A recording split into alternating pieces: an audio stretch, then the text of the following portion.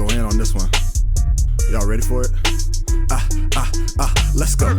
Coming in so hard on the beat like Bow Wow cornrows wanna be Mike. Laced up to the top, about to take flight. Meet me at the rim? Yes, I keep it going. Yeah, I'm flowing like a prophet. I am chosen to fix this world that is broken. Here's a lesson, better note it. We all try to be civil. Hashtag shut up and dribble. Pledge allegiance to the flag while they emptied out the mag. Take a knee for the politics. Got them on the knees now, just suck a dick. Whoa, no homo. Don't choke, get it right, Tony Romo. Yeah, that was kinda raw, wasn't it? Finesse words all day for the fun of it. Nowadays, no one cares, cause this man can't say and get away with shit. No punishment, but don't sit well with me. I lost change, but it's still incomplete. Gotta be more radical than Malcolm. Xing out all possible outcomes. Trump sparking, school's marksman. Got wall fires, that's sparking. Can't forget kids are starving, but they the only folks marching. How much longer will this linger? Stacking problems like Jenga. Issues pierce life with stingers. And I'm out, 2 fingers. Yo, what is good, everybody? It is your boy, Hollywood, a.k.a. Hardy Boy Swag, a.k.a. the coolest person on the planet repping the DMV. No, I'm just kidding.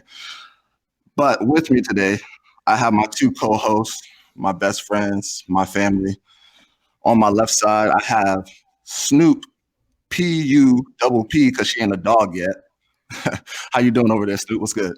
What's up? We chilling over here. And to my right, of course, I got the OG, the legend, the myth, the actual originator of Hardy Boy, and the person who really came alive with this show, the brains behind the operation. I got Gator Bait over there, Mr. Gary Hardy. How you doing? Hello, my peoples, my fam. What's going on? What's up, everyone? So for everyone tuning in, of course, you know this is the premiere, our first ever podcast as the Hardy family. I know the world's been waiting for it. We've been patient, diligently working on it. And so we finally brought it to you guys. So it's finally a reality. It's real. How you guys feel? We finally brought this out. Oh, I'm excited, man. We're going to get it in. Yeah, I'm feeling good. We up here. We live. All right. So before we get into what this show is and why we brought this out and get into the topics, before I want to make a couple special shout outs to the people who helped bring the show alive. First of all, a close friend of mine, Erin, she created the logo, the cover art, all the stuff that you guys have seen with our social media.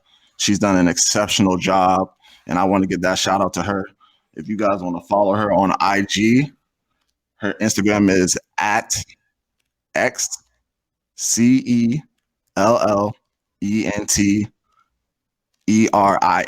Excellent, Erin.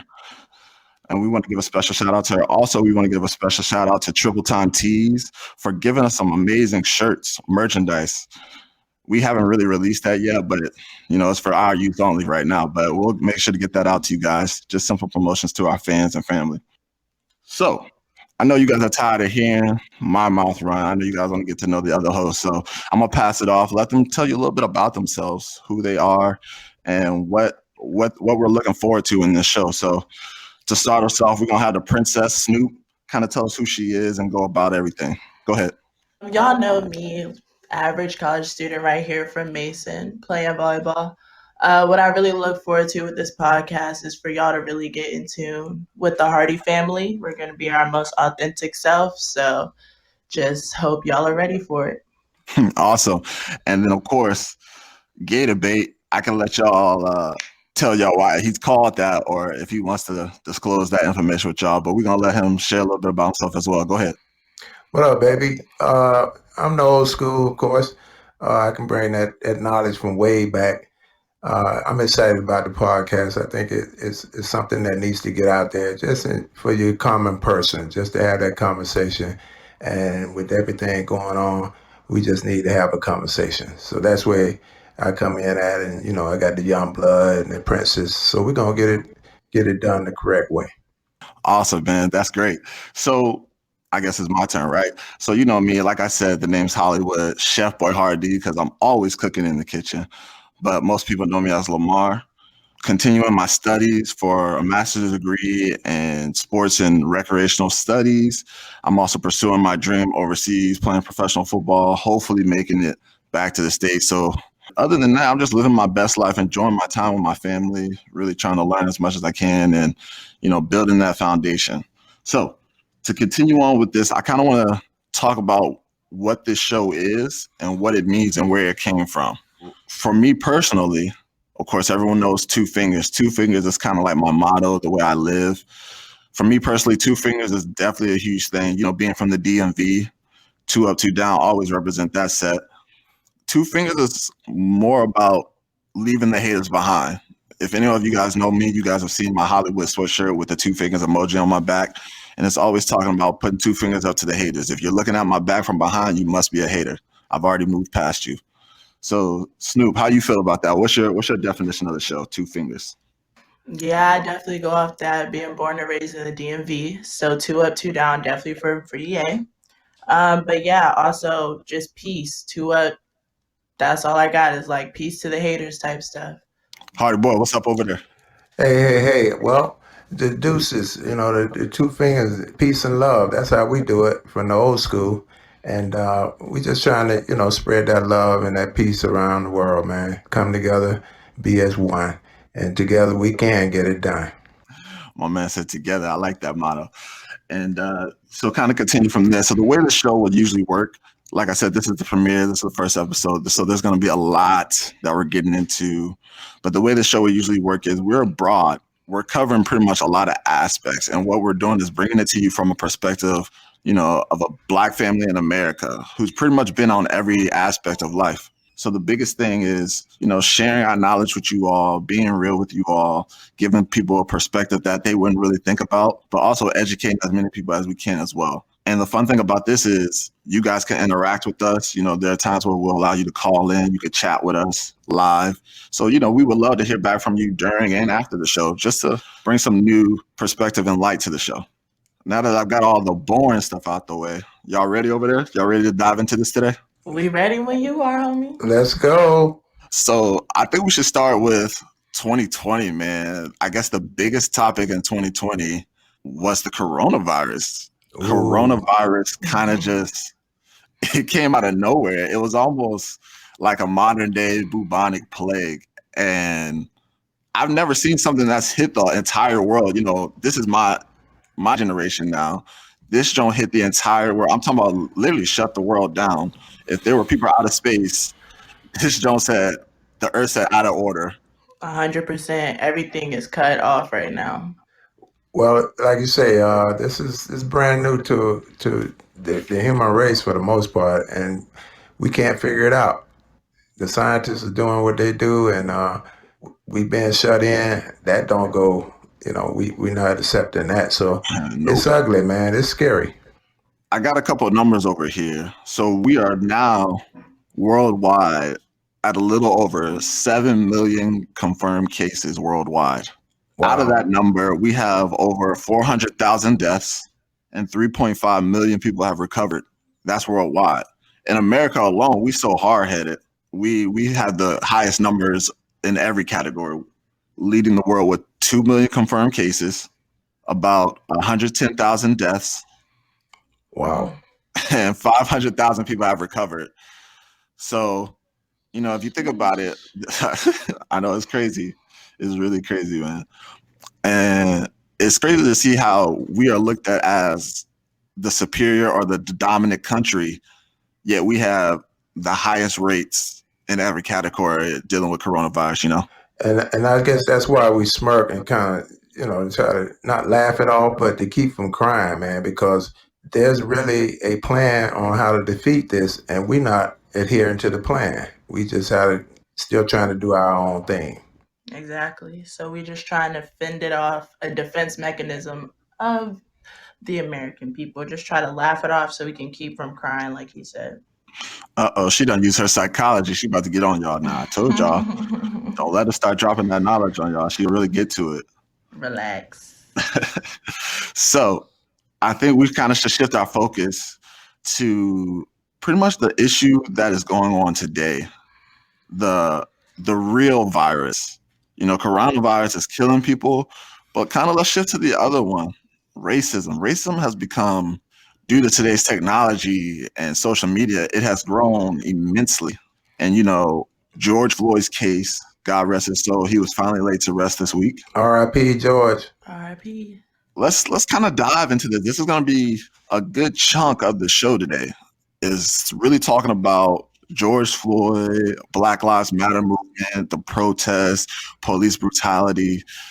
First of all, the George Floyd video might have been one of the most difficult things to truly experience. It was almost like we were standing there, literally watching this happen. Yeah, I feel that 100%. And that's kind of the difficult thing about these days because we're just all bystanders. So it's hard to like we can't actively like the people that are recording couldn't actively do anything, which we have to understand because there's some people that are like, why didn't they jump in? But you can't do that. So we're all just actively bystanding. So right now I think this movement is big because everybody is coming together. Like we talk about different flavors. It's not just black people, and that's what needs to be done is like we need more white people and other people as outraged as us in order for us to actually make effective change and all that. So looking at it at the protests have kind of grown more prioritized or superior to the coronavirus. Social distancing has kind of gone out the window. Mm-hmm. George Floyd has kind of ignited a fuse. What you got? Well, it's sort of, you have to not pick your poison, but the cause is so great and so necessary that people are willing to risk the virus, which is crazy, like you say. And this is a virus that's been with us for centuries. So I think people are really, they're practicing the mask or whatever, but so of course the crowds are so big and it's hard to be, social distance. But I think the cause itself has superseded the virus, and people really have had enough of what is going on. Like you say, you could just see this, man, and hear it as well. And it really struck a nerve for the whole country. Yeah, I mean, for me, it kind of, I don't want to say, I've gone through stuff, but I think this is awaken America. Awoke. What's the correct terminology there? I know I got it all messed up. But it caused a rise out of America and definitely opened the eyes not only to the black people who knew, but I think the white people of my generation, Siron's generation, the youth, are seeing that a lot of their friends are people of color. I know me personally, for me and Siron, we've lived in all atmospheres, whether we were in Tennessee with the country or, being in Florida with my dad or, just growing up anywhere all over the DMV.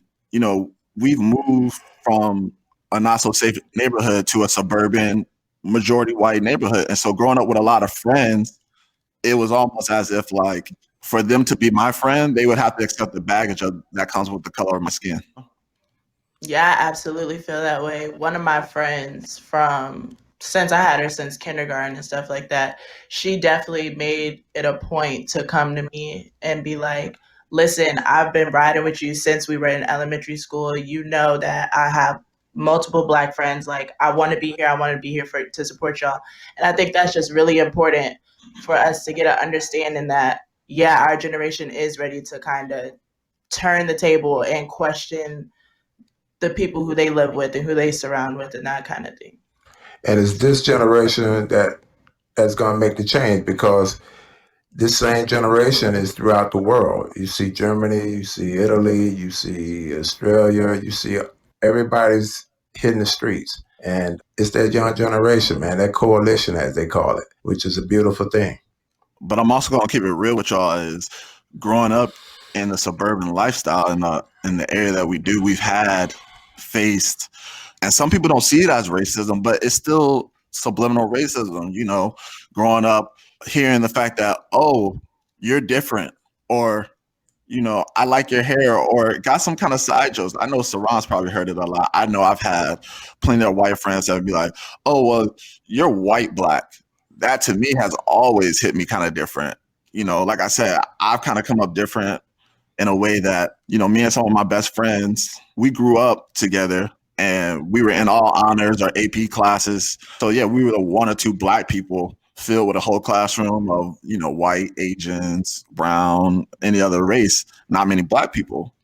And so just to be considered a white black person because I was able to have a higher intellect, I guess, or take more advanced classes, or I hang around white people, or I'm in leadership courses, or I go to a school, or my GPA is higher.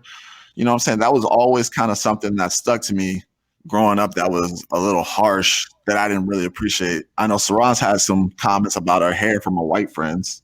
Yeah, those are microaggressions that I'm pretty sure every black person experiences. And even though it's a microaggression, it's still like an issue.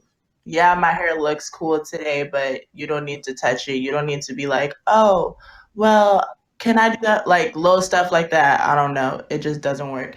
And also what he was talking about with the you're not like the other black people. That's offensive because it's like what you're saying that I speak differently or something like Right, that. right, So it's right. like I'm not. It's kind of the way you're saying I'm not black because how I speak, and that just takes away my whole identity because clearly I'm black, and I'm very proud to be black. So But that's where we are, and that's what's so beautiful about this. Now we get to have this conversation. We get to bring them into the fold. They get to, we get to have the conversation that you all never really got a chance to have. They get this, they ask the question, and you get to answer it, as well as you have questions for them that they can answer. So it's the dialogue now that we can have, and that's why this is so great. Not to say that it's a negative. Their curiosity, they don't know. They honestly don't know in their defense. But PDA want to know. that's it. But we're gonna. This is our opportunity, and you guys are willing to speak on it. See, it's the old schools like us. We would just stay behind our closed doors, separate. But now you guys grew up together. It's not going to happen. So that's why this coalition and this generation is so important going forward. And I think that leads into our next subtopic so well, of education. I know a lot of things lately have been circulating on social media. A lot of African Americans have been kind of upset with their white peers for not speaking out or voicing. And it's okay to be upset, but maybe we should consider why we're upset, or look at it for we're upset. This is how I would view it.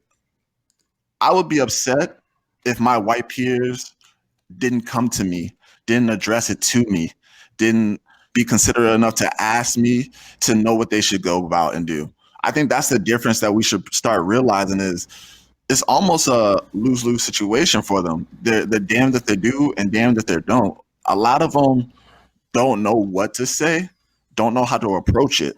And I'm sure plenty of us would be upset if they would have just went out there trying to voice their opinions and had it all wrong. You know what I'm saying? Like for example, like these All Lives Matter movement. We understand that all lives matter. But currently, Black lives are being suppressed. They're being oppressed. Therefore, there's one group in that community of all lives that are being secluded. There's no benefit to them. So therefore, not all lives do matter. If this one group don't matter, then all lives don't matter. You know? exactly. And it's like the constant meme that goes around Twitter. If you are in a neighborhood and one house is on fire, are we going to bring the fire trucks and wet up all the houses in the neighborhood because all lives matter, or just put water on that specific house because it's literally burning to the ground? It's the same thing. Yes, no one said only Black Lives Matter. We didn't say that. But we're saying right now we need a little more attention than everyone else. That's all I'm saying. And to me, that's like, she used a great analogy there. But another one is like, you got a third grader going to the fourth grade. He's just supposed to learn a fourth grade education just sitting in the classroom every day with no teacher? No. And I understand that we're frustrated and tired of always having to fight and always having to do something. But I don't recall any fight being fun, any fight being easy. If fighting was easy, if fighting was fun, it wouldn't be a fight. We wouldn't be having to do this. And my favorite thing is, suppose the generations before us had taken a day off or got tired and said, "Oh, I'm tired of explaining. I'm tired of marching. I'm tired of continuing to have to state my case." And what this generation is going to do for us is, the parents going to have to get on board, because I know most parents, all parents, would do whatever it takes to keep their kids and happy and sufficient with the things they need. So if now the conversation around the dinner table is Black Lives Matter, I can't just snub that off. And, I gotta sit there and have this conversation now. So that's another point that's going to be made where it brings in the old school as well as the new school. I guess the biggest thing now within these Black Lives Movement and within the George Floyd case is police brutality. And that's so huge. I know a lot of people are like, we need to defund the police.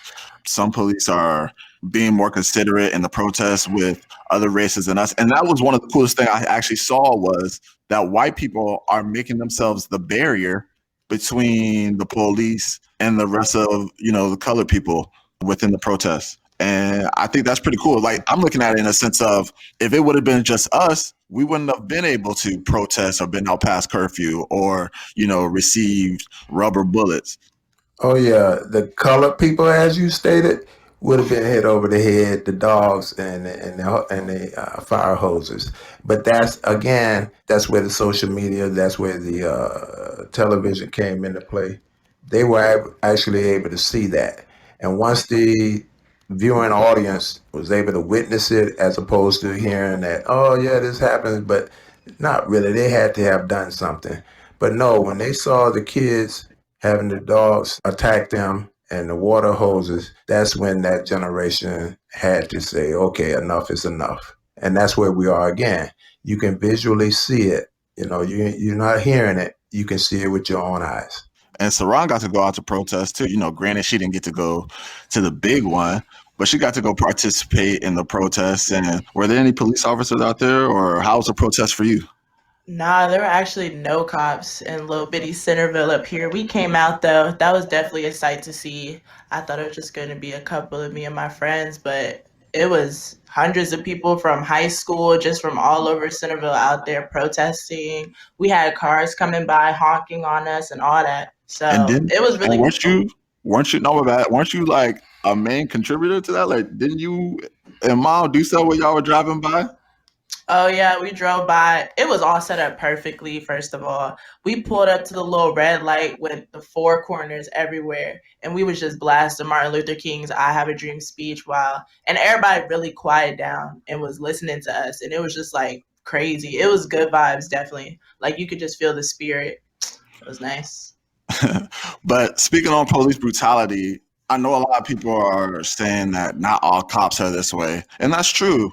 I know my dad has set up multiple opportunities for me personally when I was growing up, whether I was at my church or at my school. He actually orchestrated for police officers to kind of come speak with us and talk to us. I know that as soon as I got my driver's license, the DMV is right next to the door to the police station in our neighborhood. He went and introduced me over there. That way, if they ever pull me over, they could put a name to the face.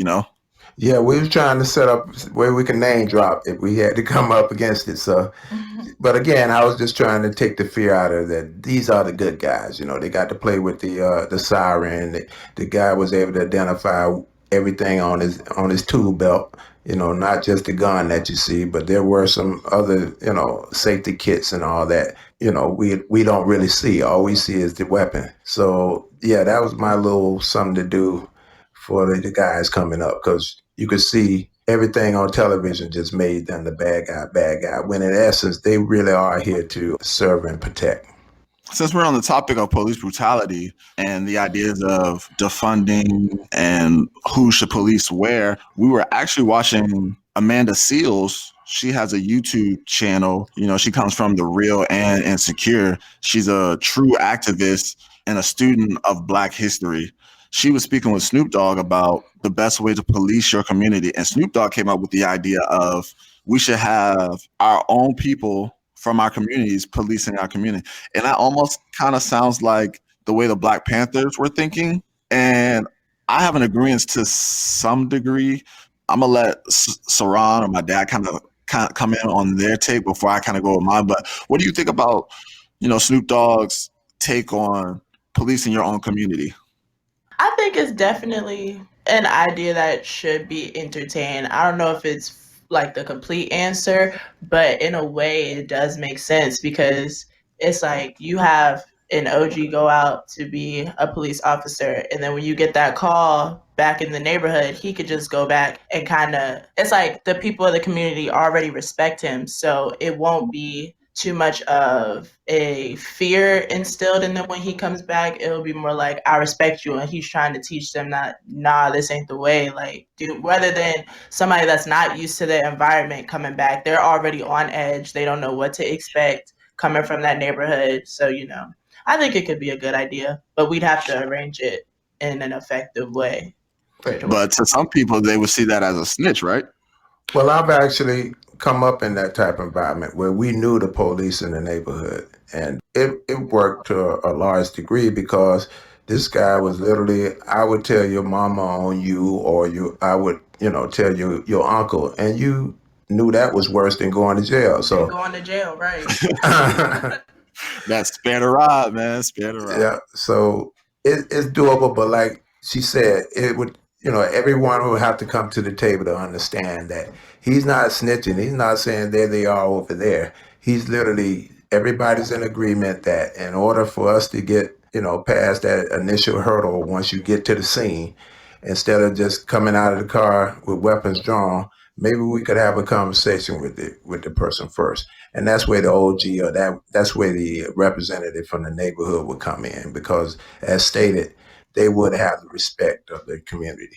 I agree with that. And I have an optimistic kind of neutral mindset on that. Like, I believe that we should have someone try to police your own community, but it's hard, especially if you come from the hood. How many people want to come from the hood and then go back to policing their own hood? You know what I'm saying? Like, you know what I'm saying? It works because it'll be like an old head talking to a young blood being like, yo, let me holler at you real quick, drop some knowledge on them, leave them off with a warning. But nobody wants to come back to their own hood. And so you got people outside of the community who don't know. You got a man coming from another suburban area coming to an urban city, and you roll up on a brother already with the mindset, when you pull me over, I'm scared out of my mind. I don't know right from left. I'm trying to figure out, pull my wallet out with my right hand, keep my left hand at 10 and 2, while you got your hand on your hip already.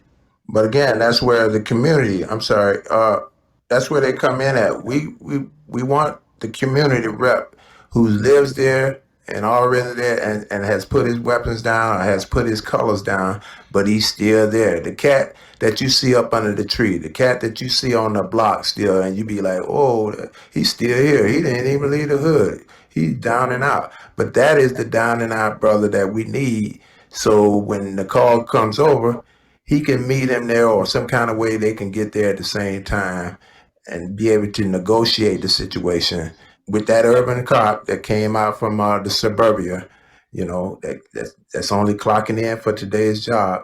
If we can somehow get those two parties together and then go to the call, I think we can be able, of course, no one wants to come back once they make it out, unfortunately, but you got some G's that are there. And those are the ones that we're saying, oh, they didn't do nothing with their life. But now's the opportunity for them to make it all up and do the right thing.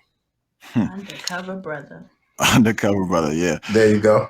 So since we're on the topic of Man of Steels and Insecure, let's actually shift over. I know we've kind of been on the George Floyd and the Black Lives Movement for serious. For so much of 2020. Let's shift. So in Insecure, I know a lot of you guys might watch Insecure. Another actress from the show. Put the claps for that. Can we clap it up for Insecure? Oh yeah. Let's clap it up for Insecure real quick. Yeah. Show love to some Insecure, Issa Rae, and all of them. So Yvonne Orji, a Nigerian American from the DMV, Lower Maryland, represent PG County. You know where we at. Here. She's a part of the show Insecure, one of the most dramatic, probably insecure person on the show. She plays Molly. But we as a family actually this week saw her comedy stand-up this week. It's called Mama, I Made It. And she was speaking from a perspective of being a Nigerian American. And it was really funny. I think the coolest thing to me is how everyone can turn off their accent and have an American accent. Like, wow. To me, that's the coolest thing. Like, we can't turn on nobody else's accent. We suck. Can't. We are the absolute worst. But she was able to, and I'm talking about, she would go home speaking with an American dialect and then turn on her Nigerian accent like it was nothing with her family, and it just goes straight back to where she came from, to the roots. Yeah, her comedy special was really funny. And speaking on the accent thing, yeah, that's very impressive to me because Americans straight up cannot do that. Even the real top tier actors and actresses, when they have to play a different role, you still hear it like, what accent is that supposed to be? But you get Right. somebody from England come over here and you You don't wouldn't know even they know they. even from there till they in an interview and you like, hold on, what? Oh, man. So I think that's really impressive. But yeah, her It'd be the little black comedy special ones. was funny. Hmm. It'd be the black people from like All Right. American and Idris Elba, All it just. American. Oh Chadwick man. Boseman. Like, what?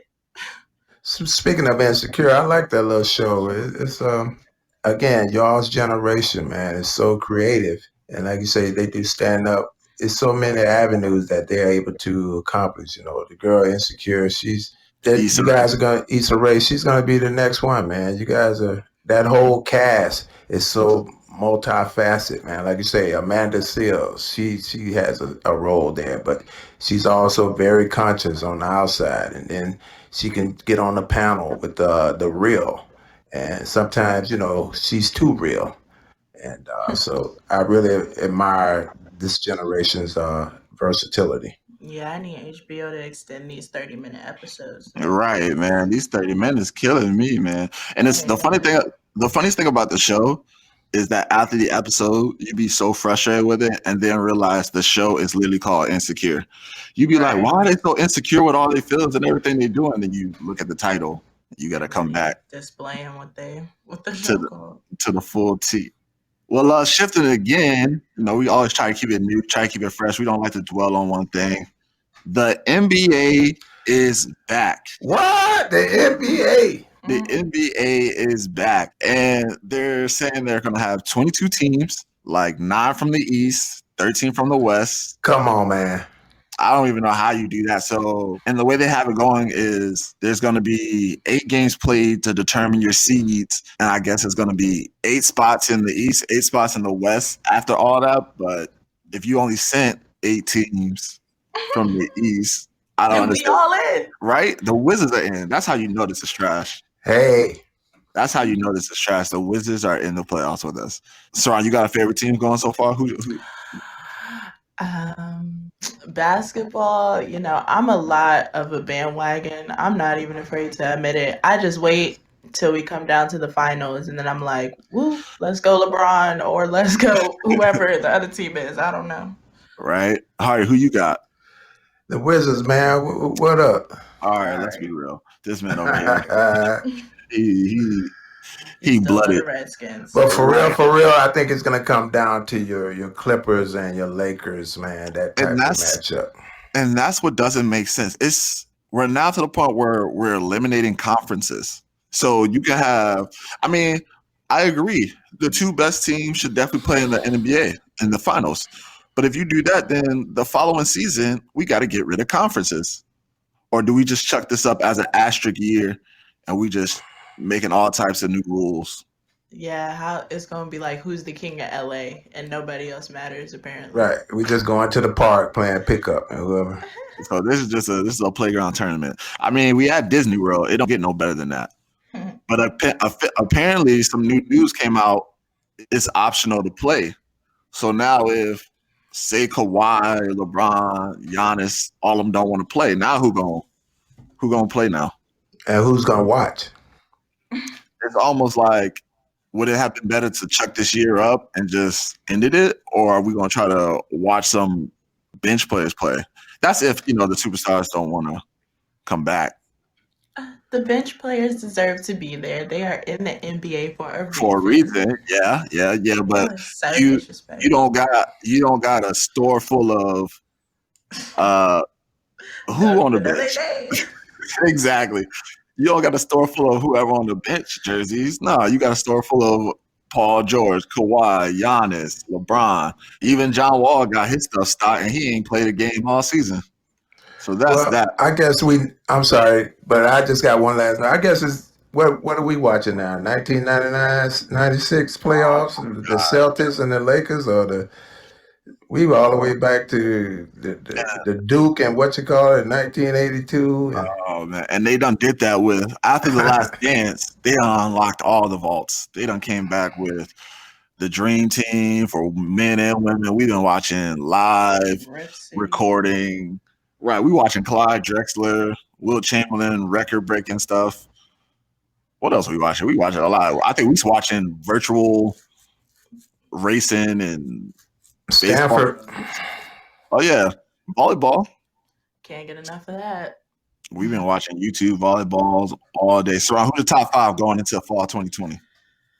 Volleyball. Top 5 fall 2020. For sure, got your top 3 Reds: Stanford, Nebraska, Wisconsin. Wow. Ain't no questions. Then we gonna have to give it to Penn State because they always make noise. But Penn State ain't made no noise. They ain't made it in a while, but their name says it all. And then who we get 5 to? You like Baylor? You like the underdogs? You got a couple underdogs out there. Yeah. Well, you got Minnesota. Y'all be repping Minnesota. Yeah, it's a couple teams fighting for that 5th spot. So we got Wisconsin, Stanford, Nebraska. For sure. Penn State just because of the name. Exactly. And then we got 3 people tied for 5th. Yeah. Y'all killing me, man.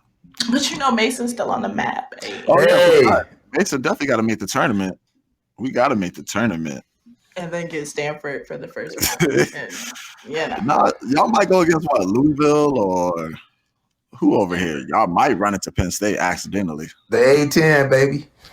Kind of shifting. We're kind of starting to wrap this up. We don't want to carry it too long. Like I said, we got a topic that's called the weekly What's Up.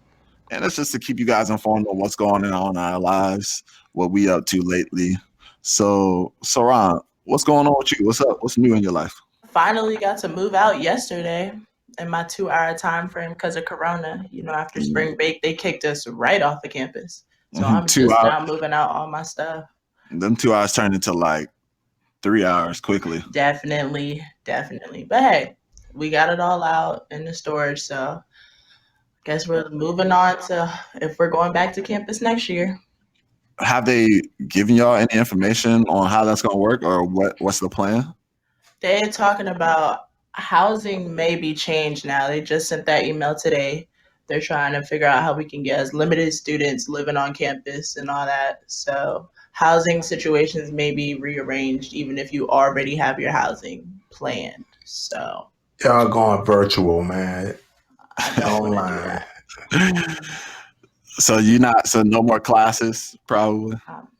Well, the whole psychology department decided basically they don't want to come in class to teach us. So all my classes are already online, which I'm not a fan of, but so how you going to be on campus? How you going to do volleyball? Have y'all discussed that yet? Yeah, we're broken up into 2 pods between our conference. So it's like 5 teams in our pod and then the other 5. And the top 2, I think, come out and then play each other. Top 2 in each pod or top 2? In each pod, yeah. So 4 teams? Yeah, I think so. Wow. All right. I mean, at least it's something, y'all. We at least getting something. I remember when we were all scared, couldn't even walk outside. Right. So there's hope. There's hope. Hardy boy, what you got going on this week? I'm still scared to go outside. What are you talking about? Yeah, I'm doing what I do, man. Eat and sleep. But I'm looking for that elliptical, man. I can't find one online. Them things doubled in price. I guess everybody trying to get some work in. Oh, this quarantine 15 and add some weight, you gotta burn that off? Well, Oh man, he said all he doing is eating. Plus you just working from home. That's all you've been trying to get to anyways. You in your sanctuary. Hey, is it this thing on? Oh man, I guess I'm pretty much keeping it simple. Working, studying for, master's courses. Definitely still working out. I've been working out with, of course, Siron and my little bro. We just been trying to grind and be still chasing that dream, still working. Yeah, that's me. So before we close, we like to always send y'all off, with two things to think about. Seeing that the number two is so ingrained in this show, we want to send y'all off with two things to think about. And trust me, the next episode, we will not be walking y'all through it like this. We'll just be hitting the ground running. Two things just to think about. One of the first things is pretty much something I heard from D.L. Hughley. D.L. Hughley. And is that proximity kills. We can never expound on the brightness of our tomorrow if we don't stop killing our todays. So think about that. We can't expound on the brightness of our tomorrows if we don't stop killing our todays. The example he used for that was the Nipsey Hussle. And he was talking about he at 33 years old, he's a great rapper. He's doing all this at 33 years old. That's his today. But his tomorrow, what brightness would he have brought at 40, 50 years old? He was opening up his store, and D.L. Hughley was talking about you can't always come home constantly. You can't always come home. You can give back, but you can't always come home. What he meant by that is, and it's true, your neighborhood, your home, for those who don't leave their community, that's their world. It's as small as that. He got by a boy in his neighborhood that everybody knew.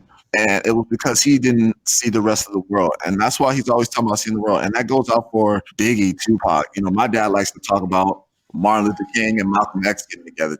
Yeah. The great ones, man. They go early, man. If they could have come together, just imagine where we'll be today. The peace and love that would be spread because, the leadership from the past, both in the music industry, your Mikes, your guys like that. Jimi Hendrix. Jimmy's and, just Marley's. The young cats that passed away young, man. If we could just, like you say, they gave back. They didn't get out, man. You got to delegate that. You got to have a representative for that. You can't be down in there because their light shines so bright. We just want to touch them. We just want to, and we wind up killing them, man, because it's too much to handle. Yeah, that's real. And I would say the second thing for us to know, and it's pretty much going to be kind of the carrier for this show for a little bit, is please get out there and vote. Please get out there and vote. And I'm not talking about just at your federal level for the president. Nah, we got a lot of people out here protesting, social media posts and all this and that and the third. But a lot of our efforts need to go into these local and state polls. I know for Virginia, we vote June 23rd. So that's a shout out to y'all. Make sure y'all get y'all stuff right. Register, get y'all absentee voting. But make sure you guys are going out and vote. Be prepared. And take somebody with you. Yeah, take people with you. I know there's a lot going on that's trying to restrict us from voting. I know something big just happened down in Georgia where... Right, they're not new voting, machines are being put in place and they're not working. People are in lines for hours, and that's part of the obstacle. That's by design. That wasn't just by chance. That is suppression at its best. And I know, Siron's been a huge advocate for voting with her generation and her friends. Kind of move. She's been posting a lot about that, right? Yep. Just really get out there and make the difference. That's really how we got to make the difference. So 2020, we got time. Go out there. Right. Siron said this pandemic came on time, honestly. It gave us time to focus and realize what's going on. And this could be a trickle up effect. We got time to go study and learn and educate and figure out what's going on in our world. But we got to start at our own local and state communities, our own homes, so it could trickle up to the federal and cover all of us. And so those are the two things we kind of wanted to leave you guys with. And with that, 2 fingers, peace and love.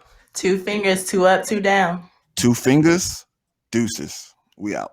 How much longer will this linger? Stacking problems like Jenga. Issues pierce life with stingers. And I'm out. 2 fingers.